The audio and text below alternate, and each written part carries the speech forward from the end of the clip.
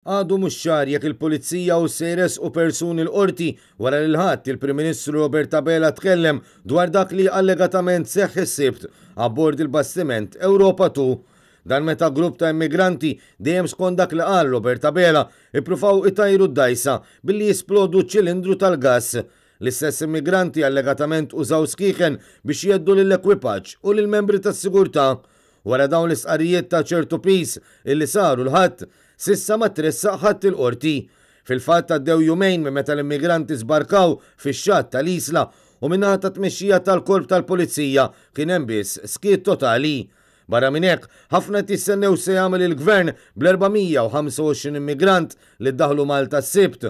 Fil-waqt li l-Prim Ministru sqar li għalih rilokazzjoni mhijiex soluzzjoni, il-Ministru tal-Affarijiet Barranin Evarist Bartolo qal li għaddej taħdidiet mal-pajjiżi Ewropej biex issir propju din ir-rilokazzjoni tal-immigranti.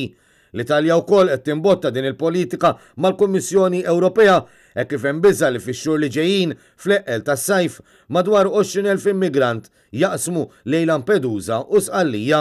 Dejjem hemmint li r-rilokazzjoni mhijiex is-soluzzjoni għal din il-problema. Fil-passat Gvern Nazzjonalista kien bena rabtiet sodi ma' pajjiżi Ewropej u lilin u ħafna kienu dawk li ħadu immigranti minn Malta, inkluż l-Istati Uniti.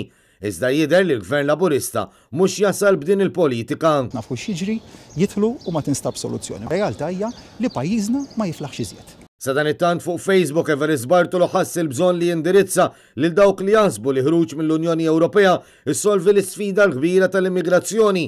Il-Ministru sqar li ħruġ mill-Unjoni Ewropea jagħmel is-sitwazzjoni għar għal pajjiżna għax inkunu ħafna iżjed waħedna biex niffaċċjaw sfida li ebda pajjiż ma jista' jsolvija waħdu.